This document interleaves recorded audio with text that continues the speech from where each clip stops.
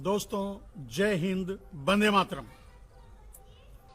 स्वर्गीय श्री राजीव भाई जी दीक्षित, जिनका दुर्भाग्य से आज ही के दिन उनका जन्मदिन भी है और आज ही के दिन उनका अवसान दिवस भी है। और आज का विषय है बहुचर्चित, बहुप्रतीक्षित और यूं समझ लीजिए कि भारत का हर व्यक्ति यह जानना चाहता है, यह समझना चाहता है। तो आज का लाइव पूरी तरह से भाई श्री राजीव दीक्षित जी के लिए समर्पित होगा और जो विषय होगा वो होगा कि भाई श्री राजीव दीक्षित जी की हत्या क्यों की गई। यह तो बिल्कुल साफ हो चुका है बहुत पहले से कि उनकी हत्या हुई, हत्या की गई, लेकिन उनकी हत्या क्यों की गई।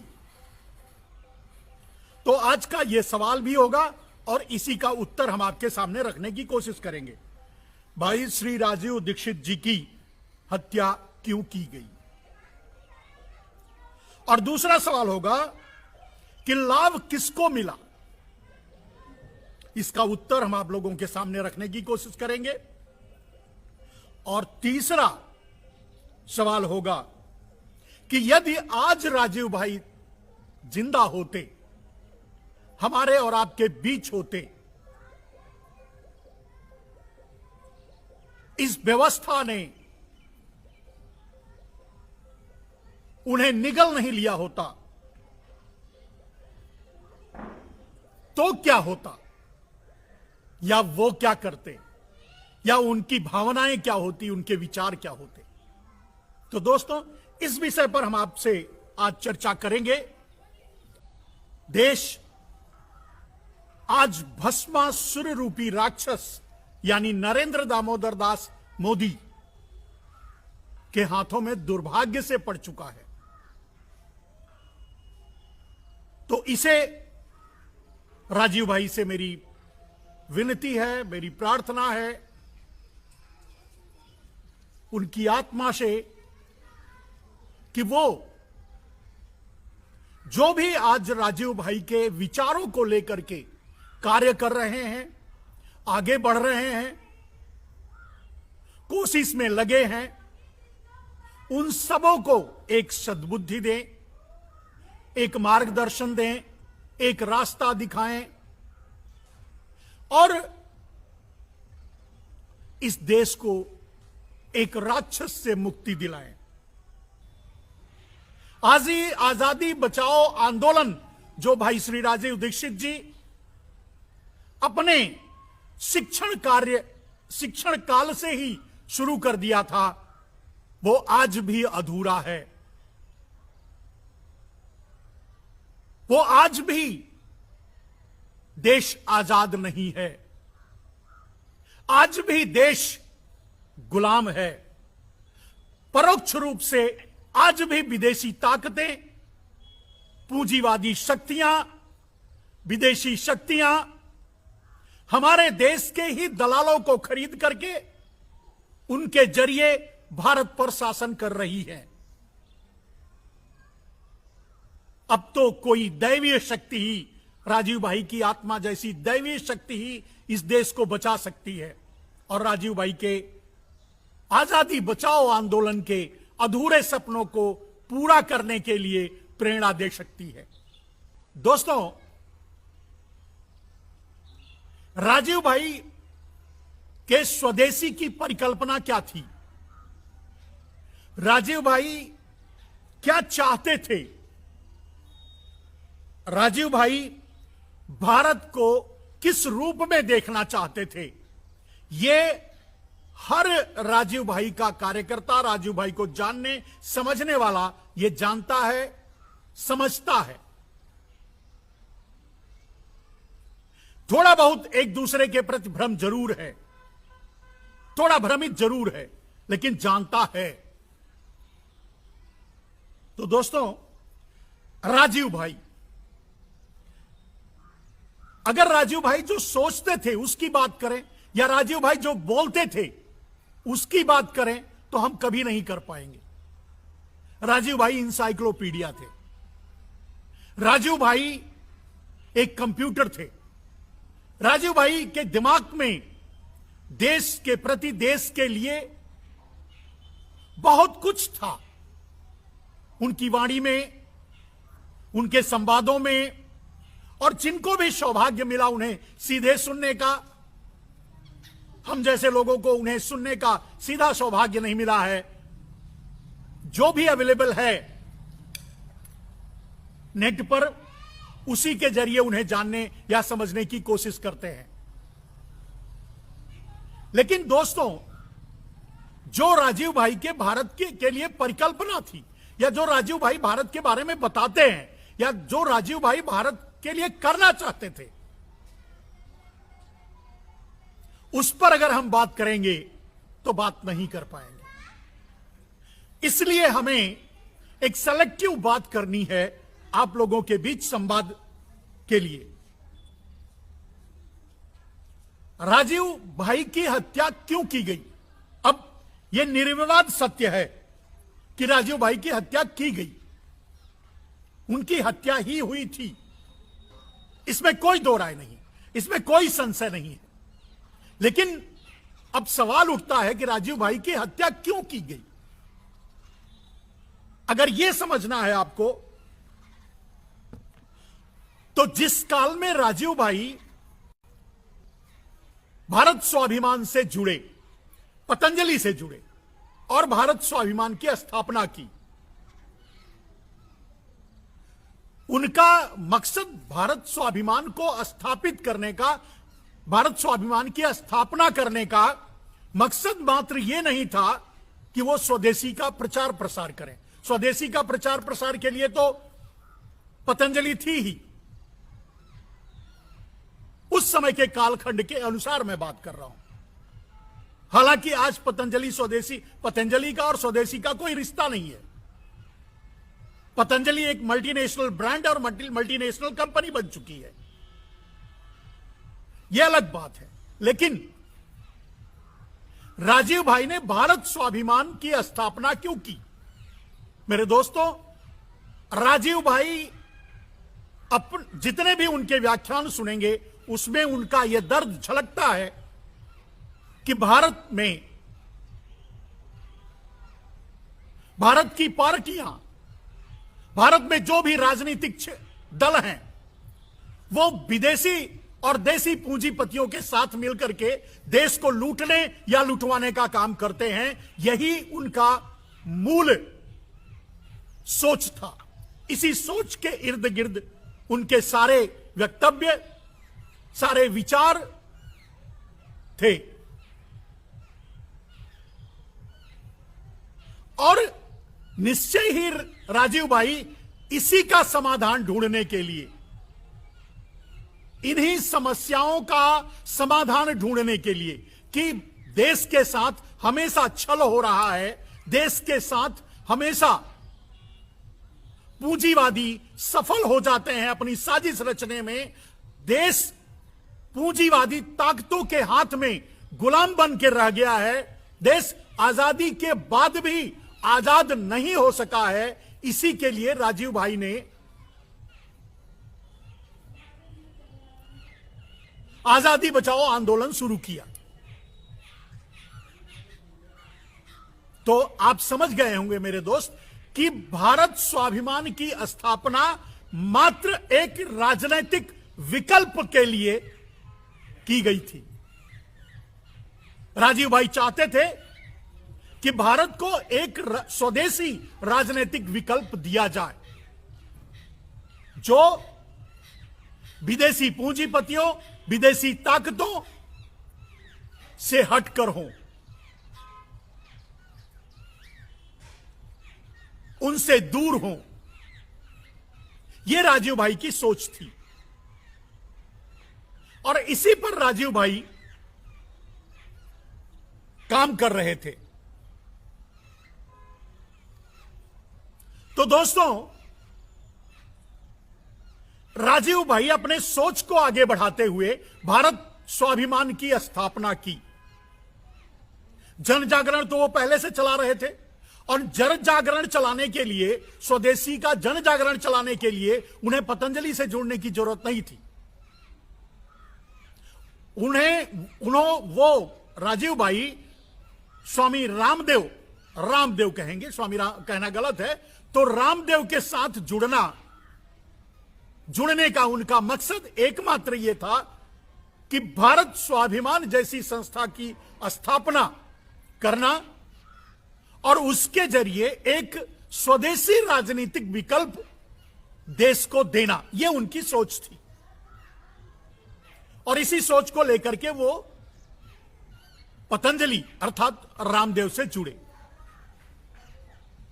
भारत स्वाभिमान की स्थापना की गई। भारत स्वाभिमान अपना कार्य शुरू किया। राजीव भाई गांव गांव, हर क्षेत्र में, हर प्रदेश में, हर जिले में जाकर के, गांव गांव में जाकर के प्रचार प्रसार किया, जन जागरण अभियान चलाया और सबको भारत स्वाभिमान से जुड़ने के लिए प्रेरित किया। और उसका पूरा का पूरा मकसद था मेरे दोस्तों कि 2014 के चुनाव में 2014 के चुनाव में इस देश को राजनैतिक विकल्प देना।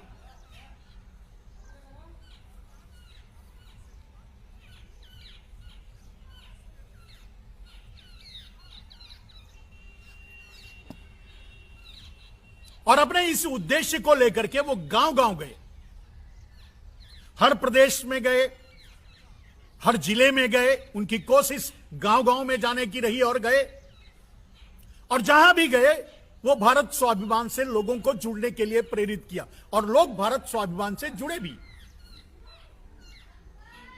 और उनका मात्र मकसद यही था कि 2014 के लोकसभा चुनाव में एक राजनीतिक विकल्प दिया जाए। इसको लेकर के वो कार्य करते रहे, आगे बढ़े। अब परिस्थितियां बनती हैं मेरे दोस्त, जो कि जिस बात से राजीव भाई भी अनभिज्ञ थे, कि सच्चाई यह थी कि पतंजलि एक आदमी की बेनामी संपत्ति थी। एक आदमी ने पतंजलि की स्थापना, पतंजलि में पैसे झोंकना, पतंजलि को काले धन से पतंजलि को खड़ा करना एक आदमी का मकसद था। और वो आदमी कोई और नहीं, वो थे भाई श्री नरेंद्र दामोदर दास मोदी। मैंने अपने कई व्याख्यान में, कई संवाद में यह आप लोगों को बता चुका हूं कि सिर्फ पतंजलि नहीं, भारत के न जाने कितने भगवा दलालों को नरेंद्र दामोदर दास मोदी ने अपने काले धन की कमाई देकर खड़ा किया था। और आप याद कीजिए, वो वही कालखंड है जब नरेंद्र दामोदर दास मोदी गुजरात के मुख्यमंत्री बने थे और उसके बाद गुजरात के चप्पे चप्पे को विदेशी ताकतों के हाथों बेचा और उस बेचने से जो मिली संपत्ति उसे वो पतंजलि में लगाया, श्री श्री रविशंकर में लगाया, जग्गी वासुदेव में लगाया, या और भी भगवा दलालों में लगाया, आरएसएस में लगाया। जहां कहीं भी ये संभावनाएं थी कि जो आगे चल करके नरेंद्र मोदी को प्रधानमंत्री बनने में मदद करेगा, वहां वो अपने उस काले धन को जो गुजरात को बेचकर उन्हें मिल रहा था, विदेशी ताकतों को, अमेरिका को, चीन को बेचने से जो प्राप्त हो रहा था, उस धन को भगवा दलालों में बांटा, लगाया और खड़ा किया। और किसी भी आशाराम बापू हो, रामदेव हो, रविशंकर हो, जग्गी वासुदेव हो, या दक्षिण भारत के और 2-3 संत भगवा दलाल हैं वो हो, या इधर राम रहीम हो या रामपाल हो, ऐसे दलालों को भरपूर धन मुहैया कराया नरेंद्र दामोदर दास मोदी ने और उन्हें उनका विस्तार करवाया। और इसका मकसद मात्र एक था कि जब नरेंद्र दामोदर दास मोदी प्रधानमंत्री बनने के लिए आगे आए तो ये संस्थाएं अपना पैसा लगा करके, वही जो काला धन उनके पास आया था, जिसको ये इतनी बड़ी बड़ी ऑर्गेनाइजेशन खड़ी की गई, वो पैसा लगा करके उन्हें आगे बढ़ाएं। और अंत में वही हुआ। दोस्तों, यहां हम उस विषय से नहीं हटते हैं, राजीव भाई से। तो राजीव भाई को भी यह पता नहीं था कि पतंजलि के मालिक बेनामी नरेंद्र दामोदर दास मोदी हैं। उधर नरेंद्र दामोदर दास मोदी, आप जानते हैं, कालखंड को याद कीजिए, नरेंद्र दामोदर दास मोदी प्रधानमंत्री बनने के लिए, प्रधानमंत्री अपने आप को डिक्लेयर करवाने के लिए प्रधानमंत्री बनने की लाइन में लग करके और पूरी ताकत झोंके हुए थे। 2009 के चुनाव के बाद, वैसे तो वो 2009 के चुनाव में ही अपने आप को प्रधानमंत्री डिक्लेयर करवाना चाहते थे और इसी को लेकर के आडवाणी और भाई नरेंद्र मोदी में विवाद भी हुआ था। और इसीलिए नरेंद्र मोदी 2009 के चुनाव में कोई रैली नहीं किए, कहीं मंच पे नहीं गए और भारतीय जनता पार्टी के लिए वोट नहीं मांगा। फिर भी भारतीय जनता पार्टी अच्छा काम किया। लेकिन जब 2009 का चुनाव बीत गया, नरेंद्र मोदी अब फ्रंट पर आ गए। नरेंद्र मोदी के दलाल जो पूंजीपति थे, जिनका आज पोषण किया जा रहा है, अडानी अंबानी या विदेशी ताकतें या विदेशी पूंजीपति या चाइना या अमेरिका, ये सब मिलकर के सामने आकर के नरेंद्र मोदी को एक बहुत अच्छा प्रधानमंत्री होंगे ऐसा साबित करने में लग गए, ऐसा प्रचार करने में लग गए और यहां तक कि दबाव डाल करके उन्हें प्रधानमंत्री का कैंडिडेट भी डिक्लेयर करवाया। और आपको याद होगा, पतंजलि ने सबसे पहले, पतंजलि में उनको बुला करके, भारत स्वाभिमान में उनको बुला करके प्रधानमंत्री के लिए कैंडिडेट डिक्लेयर किया था और भारतीय जनता पार्टी पर दबाव भी डाला था। इसी के लिए नरेंद्र मोदी ने ये सारी रचनाएं रची थी। राजीव भाई को यह पता नहीं था। राजीव भाई 2014 का चुनाव लड़ना चाहते थे। अपने भारत स्वाभिमान के कार्यकर्ताओं और भारत स्वाभिमान के संगठन के रूप में वो चुनाव लड़ना या लड़वाना चाहते थे। भारत स्वाभिमानियों को संसद में भेजना चाहते थे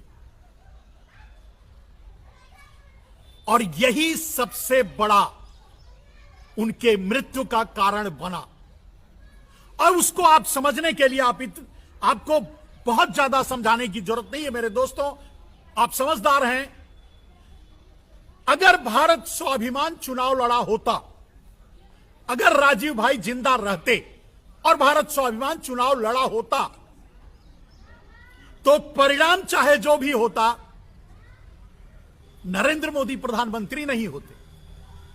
कैसे, आप समझने की कोशिश कीजिए, क्योंकि यह पूरा देश जानता है कि भारत स्वाभिमान और भारत स्वाभिमानियों ने या रामदेव ने मिलकर के नरेंद्र मोदी को प्रधानमंत्री बनाने में पूरी ताकत झोंकी थी और 10% श्रेय जाता है पतंजलि, रामदेव और भारत स्वाभिमान को। अब 10% माइनस कर लीजिए 2014 चुनाव को, तो कहीं भी किसी भी कीमत पे नरेंद्र मोदी प्रधानमंत्री बनने के योग्य नहीं थे और नहीं बन पाते।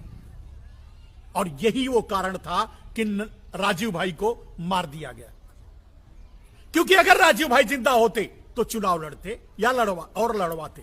भारत स्वाभिमान चुनाव के मैदान में होता, भारत स्वाभिमान चुनाव के मैदान में उतरता, जो कि राजीव भाई का लक्ष्य था।